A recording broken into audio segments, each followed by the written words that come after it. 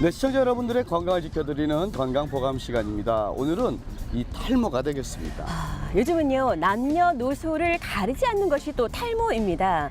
요즘 광고를 보면 여러분들 아시겠습니다만 이 탈모의 모델이요, 젊은 층으로 바뀌어가고 있습니다. 네, 자, 탈모 병입니다. 병은 치료해야 되는 거죠. 네. 자, 오늘 탈모의 모든 것, 탈모의 예방법과 치료법을 저희 VJ 하디슈에서 준비해봤습니다. 안녕하세요. VJ 하디슈 건강보감의 허슬기입니다. 가을을 오곡백과가 무르익는 계절이라고 하죠. 큰 일교차는 가을 과일의 당도를 더욱 높여준다고 하는데요. 그런데 오히려 이렇게 큰 일교차는 우리의 건강에 악순환을 반복되게 하는 것 같습니다. 그래서 오늘 건강보감에서는 환절기에 자주 찾아오는 지루성 두피염과 원형 탈모에 대해서 알아보도록 하겠습니다. 함께 만나보시죠. 남녀노소 불문하고 이제 흔한 증상으로 자리 잡은 탈모 질환. 건강한 두피가 건강한 모발의 시작인데요. 탈모를 부르는 지루성 두피염과 우리 몸의 이상 신호를 알리는 원형 탈모의 모든 것을 알아봅니다. 원장님 안녕하세요. 안녕하세요. 네, 이제 가을로 접어드는 환절기인데요. 환절기임에도 불구하고 지루성 탈모 환자들이 늘고 있다고 들었어요. 네, 아무래도 여름철에 뜨겁게 머리를 달궜던 게 이제 가을철이 되면서 많이 건조해지니까 두피가 많이 민감해져요. 네. 이럴 때 이제 지루성 두피염이 많이 나타나기 쉬운데, 우리가 지루성 두피염이라고 하면은 이제 두피의 유분감이라던가 붉게 나타나고 또 가려움증이 굉장히 심하게 나타나면서요.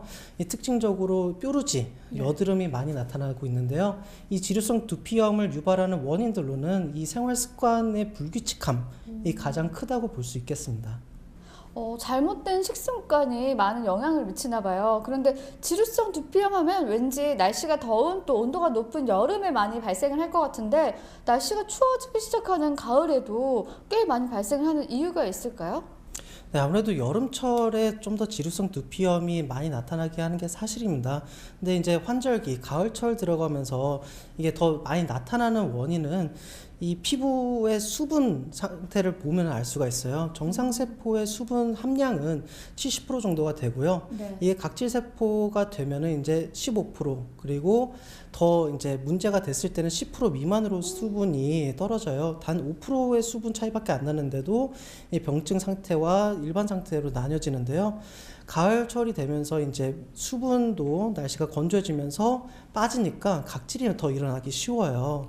그러면서 피지 분비량이 늘어나고, 피지 분비량이 늘으면서 두피 트러블이 쉽게 생기는 겁니다. 지루성 두피염은 유분감뿐만 아니라 내 두피에 얼마만큼의 수분감이 있는지도 중요한 것 같은데, 건강하지 못한 두피는 결국에는 탈모로 이어질 가능성이 많은 것 같아요. 네, 맞습니다. 임상적으로 봐도 열성 탈모와 지루성 두피염은 시간차를 두고 같이 나타나는 경우가 굉장히 많습니다. 저희 한의학적으로 봤을 때는 탈모나 이 지루성 두피염은 머리에 열이 많이 몰렸을 때 나타나는 것도 있고요. 양방적으로 봤을 때도 이 탈모를 유발하는 DHT 호르몬이 지루성 두피염에도 많은 영향을 미치니까 둘이 같이 공존하는 경우도 종종 있습니다. 그래서 지루성 두피염이신 분들은 두피 상태가 좋지 않기 때문에 머리가 굉장히 잘 빠지는 탈모 상태로 이어지죠. 피부가 지성일 경우에는 평소에 여드름이나 트러블을 달고 사시는 분들이 많은데요. 그렇다면 두피도 지성으로 이어질 확률이 높은지, 또 지루성 두피염을 앓을 확률이 또 높은지도 궁금하거든요. 그 확률은 어느 정도가 되나요?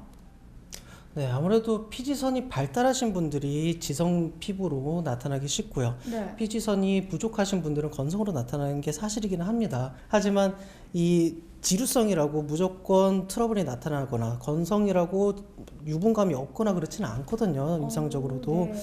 이거는 이제 과도한 열이 있냐 없느냐의 차이로 볼 수 있겠습니다. 과도한 열이 많으면 이제 수분이 증발하고, 수분 증발 때문에 피부 보호막이 약해지면 면역력이 떨어지면서 이거를 보호하려고 자꾸 머리는 기름칠을 하게 돼요. 그러니까 지루성 피부든 건성 피부든 이 열이 많으면 유분이 밸런스가 깨지면서 지루성 피부염으로 나타날 확률은 비슷합니다.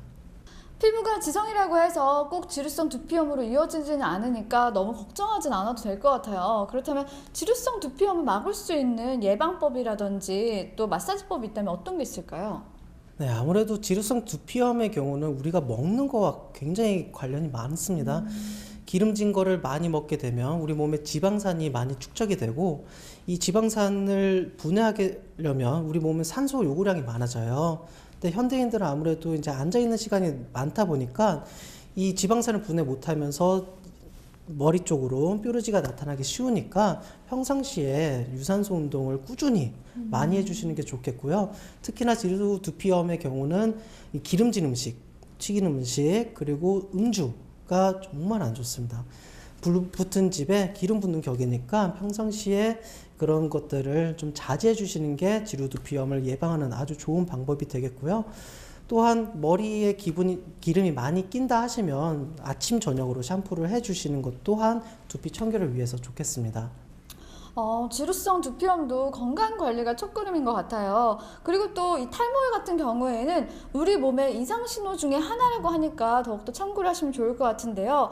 특히 요즘 같은 현대인들, 스트레스가 많은 분들은 스트레스가 원형 탈모로 이어지는 경우가 많다고 하는데 어떤가요? 네, 맞습니다. 스트레스를 많이 받다 보니까 요새 원형 탈모를 발생하는 환자분들이 많이 늘어나고 있기는 한데요. 이 지루성 두피염의 경우는 몸의 균형이 깨지는 게 원형 탈모가 같다면, 지루성 두피염은 조금 더 열에 치중돼 있고, 원형 탈모는 면역의 부조화, 면역이 혼란을 와서 나타나는 거라고 보실 수 있습니다. 그래서 일반 탈모와 또 원형 탈모가 병리적인 기전이 다른데요. 원형 탈모는 오랫동안 몸도 힘들고 마음도 힘들면서 이게 몸에 이상이 있다고 신호를 보내는 거를 원형 탈모로 할 수 있습니다. 원형 탈모의 특징적인 소견은 이렇게 땜빵이라고 하죠. 네네. 이렇게 동그랗게 500원짜리 크기로 1개 또는 2-3개로 발생이 되는데요. 특히나 이 끊어지는 모발이 많을수록 원형 탈모를 의심해야 되고 조심해야 되겠습니다. 다양한 원인이 있는 원형 탈모인 만큼 성별이나 또 나이에 관계없이 발생할 수가 있는 건가요? 네, 정말 안타깝게도 저희 병원에 내원하시는 환자분의 분포를 보면 만 2살짜리 여자아이부터 60세 남성분까지도 정말 다양하게 많이 내원하시는데요. 가장 많은 분포를 이루고 있는 그룹은 20, 30대, 특히 사회에서 활동하시는 분들이 아무래도 스트레스를 많이 받고 생활이 많이 불규칙하다 보니까 이 20, 30대에서 많이 나타나고요. 남녀의 발생 비율을 봤을 때는 많이 다르진 않습니다. 원장님께서 처음 언급하신 것처럼 원형 탈모는 동전 모양 정도의 땜빵이 생긴다고 하셨는데요. 이 정도는 뭐 머리로 특히 가릴 수가 있을 것 같아요. 그런데 이 동그란 모양이 조금 더 커지거나 더 많아지는 향상으로 발전할 수가 있는 건가요? 예, 안타깝게도 이 부분 또한 발생이 더 진행이 될 수 있습니다. 1개 정도의 부위가 있다면 이게 자연 치유될 가능성이 한 50% 정도 돼요. 그러니까 가만히 냅둬도 좋아질 수가 있는데, 이게 군데가 2-3군데부터 나타나면은 이제 자연 치유가 어려워진다고 볼 수 있겠습니다.